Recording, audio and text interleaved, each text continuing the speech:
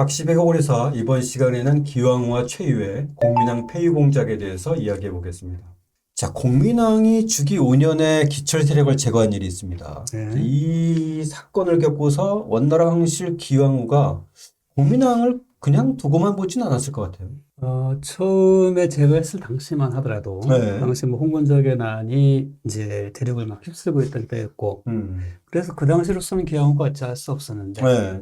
경황이 없어서. 그 홍건적이 마침 고려에 의해서 음. 사실상 거의 괴멸되다시피 했잖아요. 그렇죠. 예. 이렇게 해서 동북 지역이 안정이 되니까, 이제는 때가 왔다라고 생각합니다.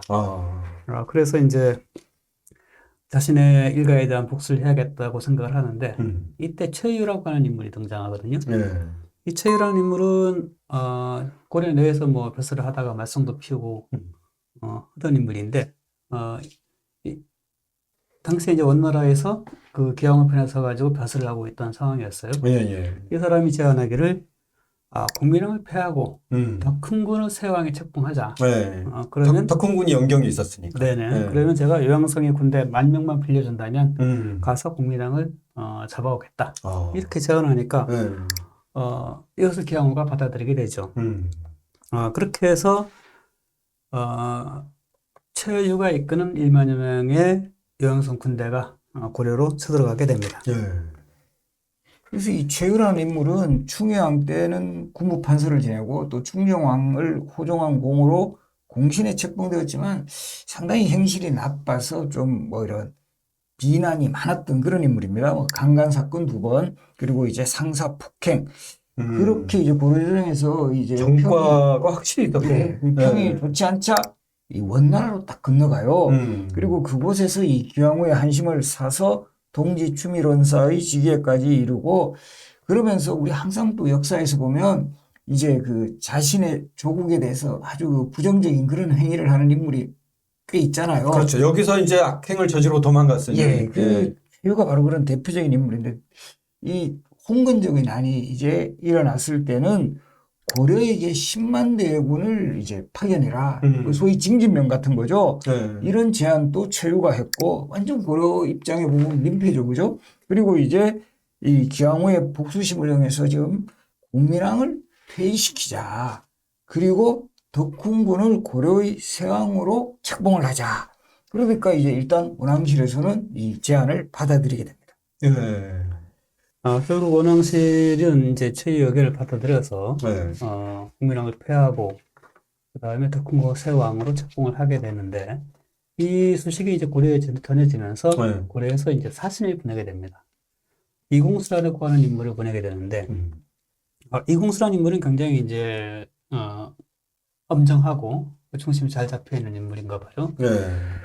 원나라로 떠나면서 만약에 우리 전하를 복위시키지 못하면 이제 돌아오지 않겠다라고 하고 떠납니다. 네. 작심하고 떴는데. 네네. 네. 근데 이 이공수가 이제 기왕후와 애기가 될 수 있는 게 이 사람이 외사촌 오빠예요.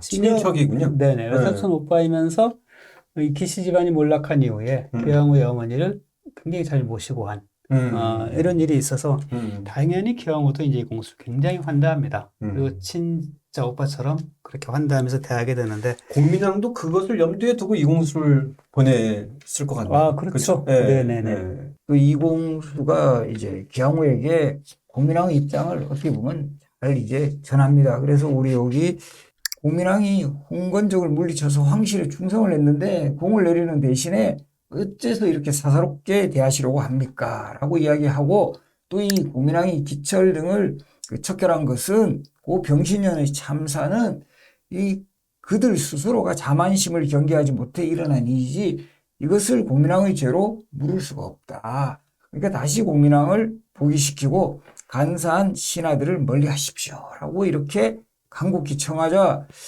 기왕후가 순간 흔들렸어요. 순간 흔들릴 것도 같아요. 워낙 이공수가 설득력 있게 얘기를 했고. 논리적으로 하니까. 사실이니까. 그런데 이제 그 완전히 자신의 결심을 바꾸지는 않았어요. 이미 내려진 결정이다. 그러니까 덕훈군을 모시고 고려로 돌아가라. 이렇게 된 거죠. 그래서 딱 이렇게 말을 합니다. 내 목을 찔러 그 피를 덕훈군의 술에 뿌리지 못할 망정 어찌 제가 그 뜻을 따르겠습니까? 하면서 돌아가지 않고 남아있게 됩니다. 네. 결국은 1차적으로는 원나라 사신이 공민왕 폐위를 위해서 떠나는 거죠. 네. 우리가 예전의 경우들을 보면 뭐 충의왕 때도 보면 그렇고 네. 원사신이 원에서 이미 이제 폐위를 결정하게 되면은 이게 사전에 알려지건 뭐 현장에서 알려지건 간에 곧바로 이제 포박하고 뭐 데려가고 그렇죠. 이런 것들을 많이 보았잖아요. 고려 조정에서는 뭐 기정사실화 되는 네네. 거죠. 네. 그런데 이번에 원사신이 와보니까 분위기가 영 다른 거예요. 일단 사실 맞이하는 그 백관들의 모습이 문관들 주변에 무장한 이제 군사들이 쫙 도열해 있고 네. 이런 상태에서도 아주 당당하게 맞이합니다. 뿐만 아니라 이제 만약의 사태에 대비해서 전국에 이제 군사 동원령을 내려가지고 진비를 하는 상황인데 네. 사실 돌아갈 때도 마찬가지입니다. 돌아갈 때도 역시 이제 군사들이 딱 도열한 가운데 보내게 되죠. 이렇게 되니까 당연히 이제 그 폐위 조서라든가 이런 것은 사실상 쓸모가 없게 된 것이잖아요. 네. 오히려 이제 구려 측에서는 그 서신을 이제 사신편에 보내게 되는데 덕훈군은 원래 충선왕이 내쫓은 궁녀가 뭐 백문거라는 인물에게 시집가 가지고 낳은 장남인데 최유가 거짓말을 해서 우리 임금이 왕위를 빼앗았다. 이런 사정을 이제 자세히 아신다면은 곧바로 이제 덕훈과 최유를 포박해서 오히려 이제 체포해서 우리한테 보내달라. 구례로 보내달라. 이러한 서신을 보내게 됩니다. 네. 결국 이제는 뭐 원황실과 고려 조정이 붙을 수밖에 없는 상황이 돼버렸어요. 결국은 이 덕훈군과 최유가 이 요동의 원나라 1만 군사를 거느리고 이제 압록강에 이르는데 이때가 공민왕 12년인 1363년이네요. 예. 12월이었습니다. 그래서 이때요 12월이니까 이 얼어붙은 압록강에 이르렀고 이듬해 1월에 이 압록강을 건너요. 그리고 이제 기서에 좋게 이 정주, 요 정주는 또 평안도의 중심 지역이고 이제 그리고 최유는 이제 뭐 조금 있으면 개경에 가서 이 즉위식을 올리실 겁니다 하면서 막 덕훈군에게 완전히 그냥 자신감을 확 부여시켜주고 그러니까 정주까지는 나름대로 그냥 그렇죠. 순탄하게 온 거죠. 등등하게 온 거예요. 네. 이때 딱 등장하는 고려 장군이 나타나요. 이성계. 네. 이성계 장군이 선봉해서 맹렬하게 이제 공격을 개시하니까 뭐 최유가 이끄는 이 원나라 군사가 그대로 이제 무너지게 되고 그래서 이 원나라 한 1만 군사들 정도였다고 하는데요. 이들은 이제 주로 몽골과 한족 병사들이었어요. 그래서 이 최유의 부추김에 이렇게 왔다가 완전히 이제 당한 뭐 그런 입장이라고 볼 수 있는데 결국은 이제 고려군의 기세가 워낙 당당하니까 이 앞을 닫고 도망을 가고 최유는 고작 17지의 측근만을 데리고 영종으로 돌아가야 했습니다. 근데 제가 여기서 한번 좀 이렇게 보충해서 소개해드리면 우리 이때 문익점이라는 인물 아시죠? 네네. 목화씨 가족. 네. 이때 요 문익점이라는 인물이 사실은 요 무렵에 원나라에 있었어요. 관리로. 네. 이때 이 원나라가 있던 고려의 관리들은 이 정말 상당히 고민에 빠져요. 공민왕을 지지해야 될 것이냐, 덕훈군을 지지해야 될 것이냐. 그래서 이때 사실 문익점은 덕훈군 편에 있었어요. 아, 원나라야. 예, 이 원나라 그 덕훈군 편에 들어서는 바람에 상당히 이제 귀국하는데도 어려움이 있었어요. 그러면서 어쨌든 처벌을 받을 것을 각오하고 그때 가져온 게 바로 이 문화시예요. 그러다 보니까 이 문익점은 이 요직에 등용을 되지 못해죠, 당연히. 그래서 이게 어떻게 보면 뭐 우리 쪽에서 보면 전화위복이라 할까요? 그래서 고향으로 낙향을 했고 거기서 장인 정천익과 함께 이 목화를 심고 이것을 이제 정말 요즘으로 치면 목화 재배 그리고 그것을 이제 옷감으로 만드는 이런 작업에 착수했으니 아마도 문익점이 공민왕 편에 서서 이 승승장구했으면 아마 목화는 없어질지도 모른다. 뭐 이런 역사가 담겨 있습니다. 조금 이런 얘기네요. 예. 그때 이제 이공수처럼 남아있는 경우가 특이한 경우죠. 당시에 이제 영경에 있던 고려 신하들은 대부분 덕훈군을 따라왔는데 그도 그럴 것이 만약에 가서 무사히 이제 덕훈군이 왕위에 오르게 되면 이들은 공신이 되는 그렇죠. 공신이 되는 거죠. 이 당시 분위기를 보면은 고려의 신하가 되면 이 최유처럼 고려에서 문제가 되면 원왕실로 가서 거기서 뭔가 새로운 공작을 펴서 뭔가 전혀 다른 삶을 또 살 수가 있고 고려 영경에 있다가 다시 그런 정세 판단을 해서 들어와서 되면 또 다른 뭔가가 될 수 있을 것 같아요. 그러니까 그 굉장히 이전에 다이나믹한 정치 환경이었어요. 맞아요. 그 이전에 보면 뭐 충렬왕, 충선왕, 충양 이게 폐위와 복위를 거듭하니까 네. 그런 어떤 흐름하고도 또 연결이 되는 거예요. 어쨌든 국민왕 폐위시키고 또 다른 네. 덕훈군 옹립하자 이런 거죠. 그 정치의 중앙 무대가 두 개가 있었던 그렇죠. 거잖아요. 그 당시에는.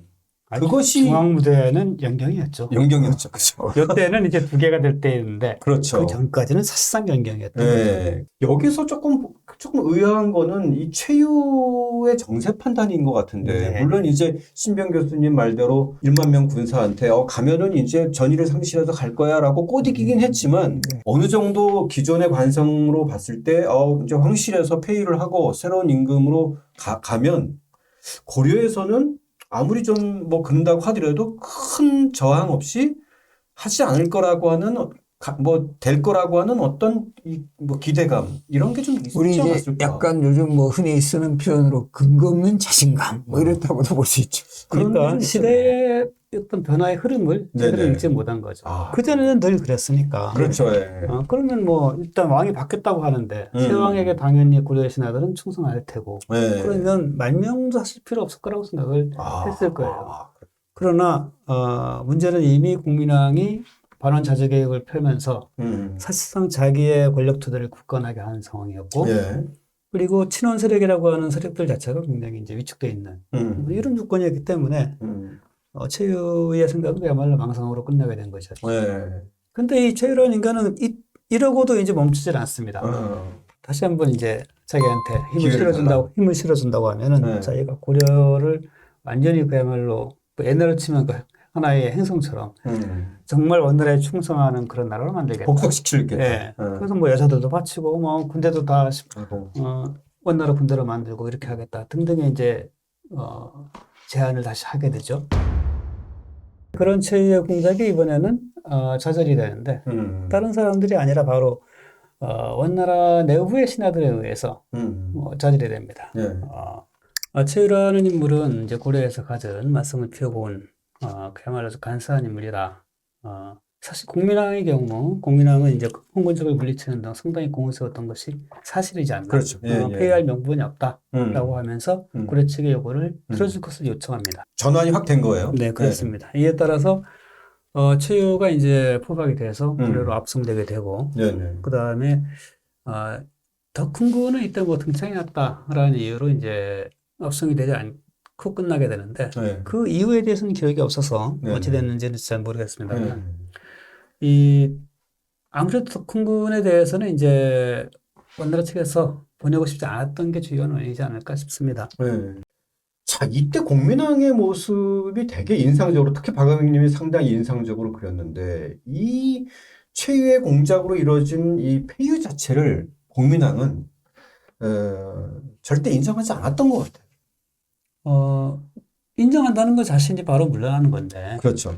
이미 이제 원나라에 대한 자주 계획을 펼칠 때부터 이미 원나라가 힘이 약화되고 있는 것을 느꼈고, 그로부터 이제 그동안 해온 정책들이 있는데, 원나라가 이제 멋대로 왕위를 부채하고 하는 것 자체가 국민당으로서는 되게 우스운 일이죠, 사실은. 네. 그래도 저기 지금 멘트를 아주 이제 멋있게 쓰셨죠. 이제 니들이 폐위하면 폐위되고, 복위시키면 복위하는 그런 시절은 끝났어. 끝났다.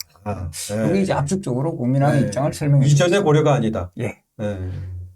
자, 하여튼 들어온 최유는 결국은 이제 목이 잘려서 효소가 됐고, 아까도 말씀드렸지만은 이제 덕훈군의 경우에는 원나라에서 뭐 어쨌든 보내주지 않아서 거기서 뭐 천수를 들었을 것 같아요.